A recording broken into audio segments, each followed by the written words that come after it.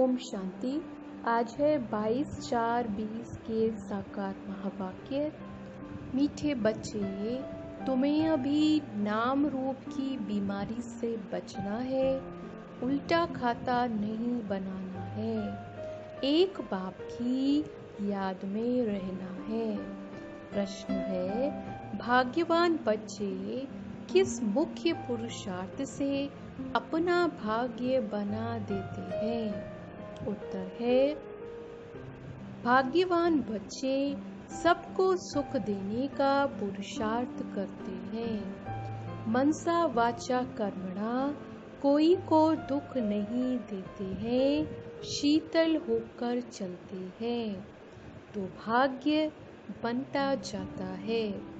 तुम्हारी ये student life है, तुम्हें अब गुटके नहीं खाने हैं, अपार खुशी में रहना है। गीत है, तुम ही हो माता पिता तुम ही हो। ओम शांति। सभी बच्चे मुरली सुनते हैं, जहाँ भी मुरली जाती है सब जानते हैं कि जिसकी महिमा गाई जाती है वह कोई साकार नहीं है, निराकार की महिमा है। निराकार साकार द्वारा अभी सम्मुख मुरली सुना रहे हैं। ऐसे भी कहेंगे, अभी हम आत्मा उन्हें देख रहे हैं। आत्मा बहुत सूक्ष्म है, इन आँखों से देखने में नहीं आती।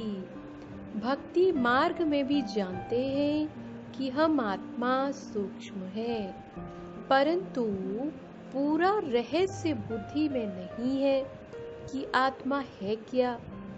परमात्मा को याद करते हैं, परंतु वह है क्या ये दुनिया नहीं जानती। तुम भी नहीं जानते थे। अभी तुम बच्चों को ये निश्चय है कि ये कोई लौकिक टीचर व संबंधी भी नहीं। जैसे सृष्टि में और मनुष्य है, वैसे ही दादा भी था। तुम जब महिमा गाते थे त्वमेव माता पिता तो समझते थे ऊपर में है।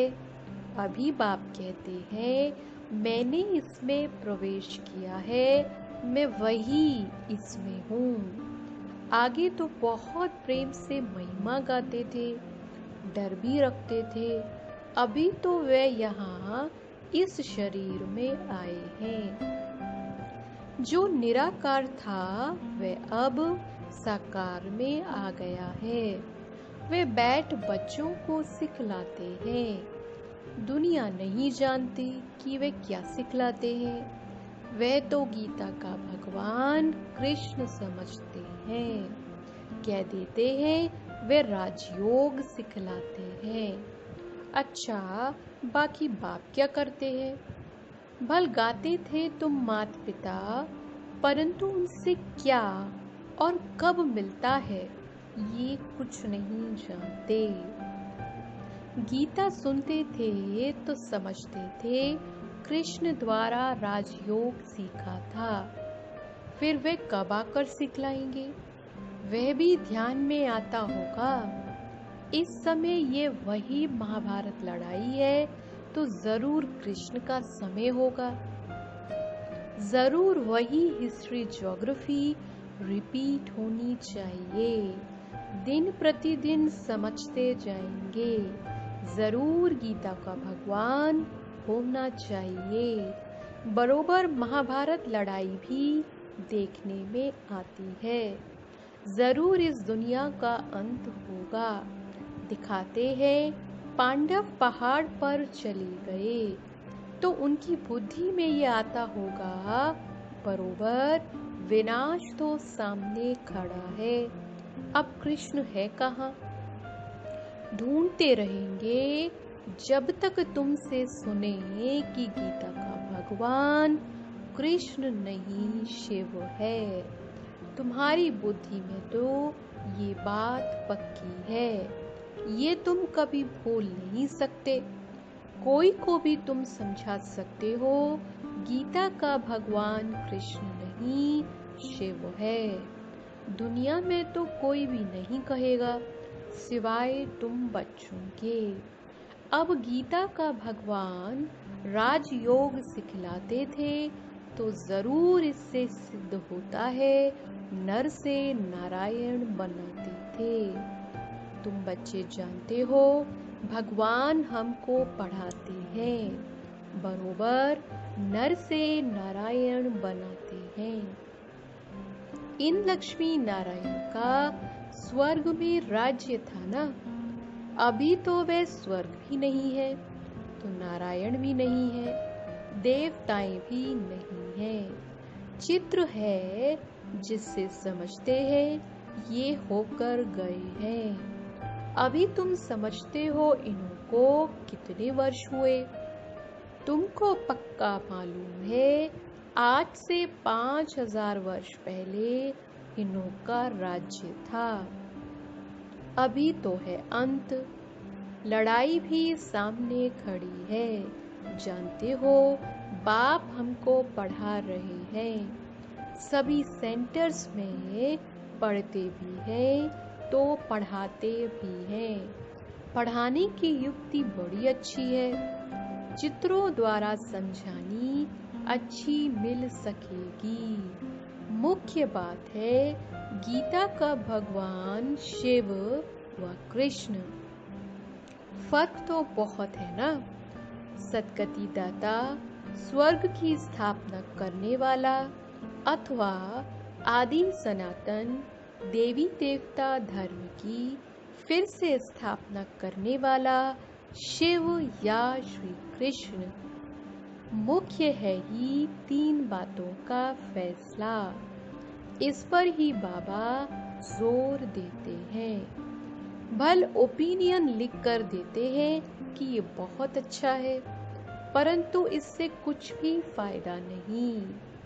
तुम्हारी जो मुख्य बात है उस पर जोर देना है। तुम्हारी जीत भी है इसमें। तुम सिद्ध कर बतलाते हो भगवान एक होता है।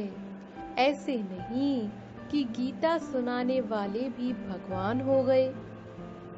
भगवान ने इस राजयोग और ज्ञान द्वारा देवी देवता धर्म की स्थापना की। बाबा समझाते हैं बच्चों पर माया का वार होता रहता है। अभी तक कर्मातीत अवस्था को कोई ने पाया नहीं है।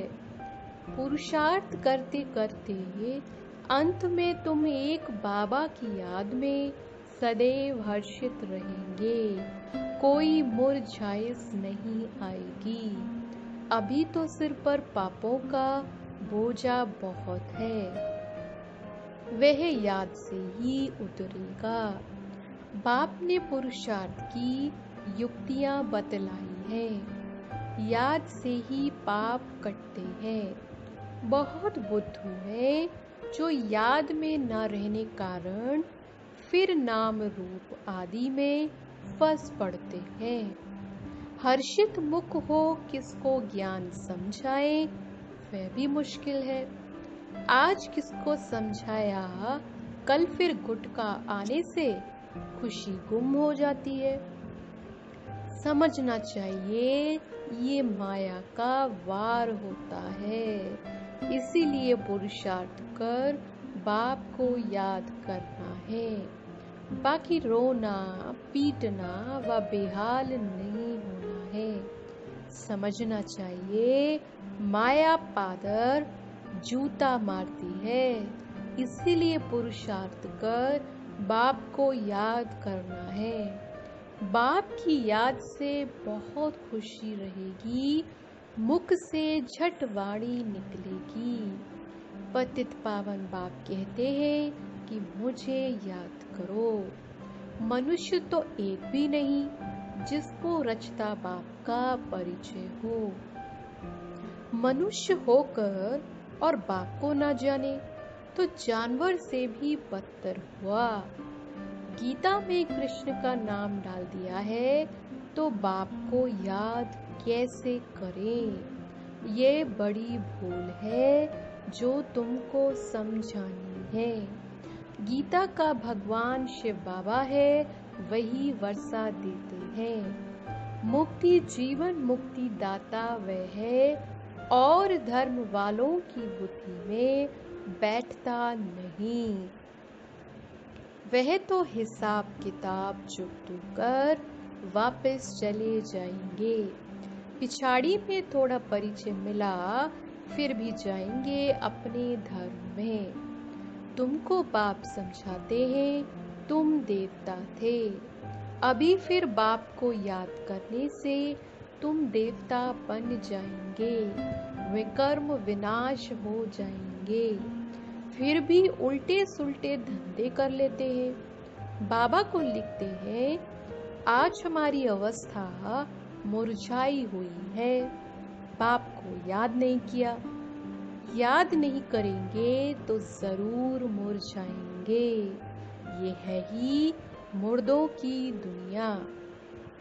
सभी मरे पड़े हैं। तुम बाप के बने हो तो बाप का फरमान है, मुझे याद करो तो विकर्म विनाश हो जाए। ये शरीर तो पुराना तमो प्रधान है। पिछाड़ी तक कुछ ना कुछ होता रहेगा। जब तक बाप की याद में रहे, कर्मातीत अवस्था को पाए, तब तक माया हिलाती रहेगी, किसको भी छोड़ेगी नहीं। जांच करते रहना चाहिए कि माया कैसे धक्का खिलाती है।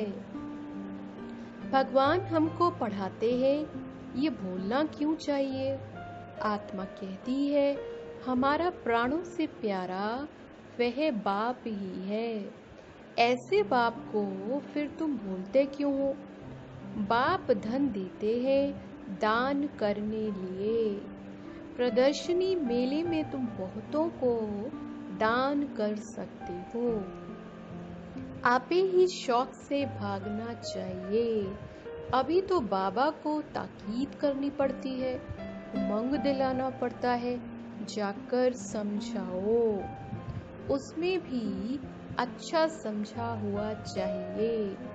देह अभिमानी का तीर लगेगा नहीं। तलवारें भी अनेक प्रकार की होती है ना। तुम्हारी भी योग की तलवार बड़ी तीखी चाहिए। सर्विस का उल्लास चाहिए। बहुतों का जाकर कल्याण करें। बाप को याद करने की ऐसी प्रैक्टिस हो जाए जो पिछाड़ी में सिवाय बाप के और कोई याद ना पड़े। तभी तुम राजाई पद पाएंगे। अंतकाल जो अल्फ को सिमरे और फिर नारायण को सिमरे। बाप और नारायण ही याद करना है, परंतु माया कम नहीं है। कच्चे तो एकदम ढेर हो पड़ते हैं। उल्टे कर्मों का खाता तब बनता है जब किसी के नाम रूप में फंस पड़ते हैं। एक दो को प्राइवेट चिट्ठियां लिखते हैं। देहधारियों से प्रीत हो जाती है तो उल्टे कर्मों का खाता बन जाता है। बाबा के पास समाचार आते हैं, उल्टा सुल्टा काम कर, फिर कहते हैं बाबा हो गया। अरे खाता उल्टा तो हो गया ना। ये शरीर तो पलित है, उनको तुम याद क्यों करते हो। बाप कहते हैं, मुझे याद करो तो सदैव खुशी रहे। आज खुशी में है, कल फिर मुर्दे बन पड़ते हैं। जन्म जन्मांतर नाम रूप में फंसते आते हैं ना। स्वर्ग में ये बीमारी नाम रूप की होती नहीं। वहाँ तो मोह जीत कुटुंब होता है। जानते हैं हम आत्मा है, शरीर नहीं। वह है ही आत्म अभिमानी दुनिया। यहाँ है देह अभिमानी दुनिया। फिर आधा कल तुम देही अभिमानी बन जाते हो। अब बाप कहते हैं, देह अभिमान छोड़ो। देही अभिमानी होने से बहुत मीठे शीतल हो जाएंगे। ऐसे बहुत थोड़े हैं, पुरुषार्थ कराते रहते हैं कि बाप की याद न भूलो। बाप फरमान करते हैं, मुझे याद करो, चाट रखो।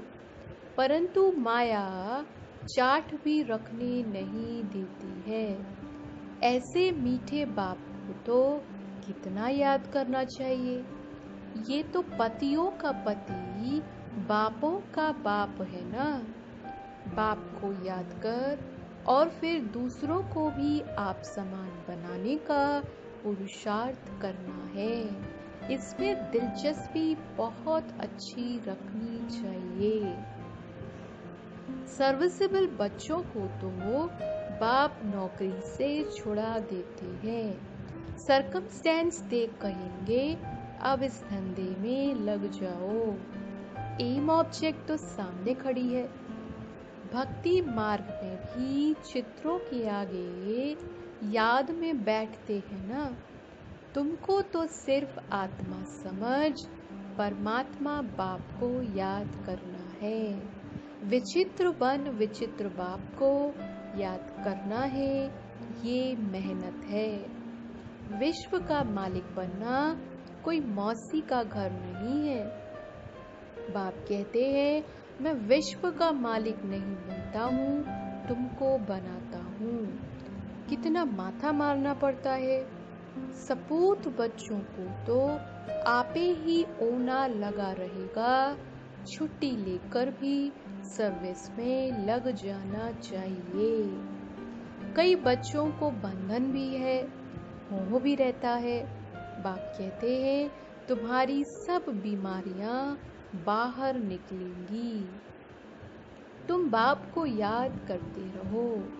माया तुमको हटाने की कोशिश करती है। याद ही मुख्य है।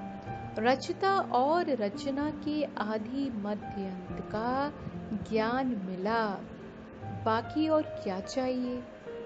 भाग्यवान बच्चे सबको सुख देने का पुरुषार्थ करते हैं। मनसा वाचा कर्मणा किसी को दुख नहीं देते हैं। शीतल होकर चलते हैं तो भाग्य बनता जाता है। अगर कोई नहीं समझते हैं तो समझा जाता इनके भाग्य में नहीं है। जिनके भाग्य में है वह अच्छी रीति सुनते हैं। अनुभव भी सुनाते हैं ना, क्या क्या करते थे। अब मालूम पड़ा है जो कुछ किया उससे दुर्गति ही हुई। सदगति को तब पाए जब बाप को याद करें। बहुत मुश्किल कोई घंटा आधा घंटा याद करते होंगे, नहीं तो गुटखा खाते रहते हैं। बाप कहते हैं, आधा कल्प गुटखा खाया, अब बाप मिला है, स्टूडेंट लाइफ है तो खुशी होनी चाहिए ना। परंतु बाप को घड़ी घड़ी भूल जाते हैं। बाप कहते हैं, तुम कर्म योगी हो, वह धंधा आदि तो करना ही है। नींद भी कम करना अच्छा है। याद से कमाई होगी, खुशी भी रहेगी। याद में बैठना जरूरी है। दिन में तो फुर्सत नहीं मिलती है, इसीलिए रात को समय निकालना चाहिए। याद से बहुत खुशी रहेगी। किसको बंधन है तो कह सकते हैं, हमको तो बाप से वर्षा लेना है, इसमें कोई रोक नहीं सकता। सिर्फ गवर्नमेंट को जाए समझाओ कि विनाश सामने खड़ा है। बाप कहते हैं, मुझे याद करो तो विकर्म विनाश होंगे और ये अंतिम जन्म तो पवित्र रहना है, इसीलिए हम पवित्र बनते हैं। परंतु कहेंगे वह जिनको ज्ञान की मस्ती होगी, ऐसे नहीं कि यहाँ आकर फिर देहधारी को याद करते रहे। देह अभिमान में आकर लड़ना झगड़ना जैसे क्रोध का भूत हो जाता है। बाबा क्रोध करने वाले की तरफ कभी देखते भी नहीं।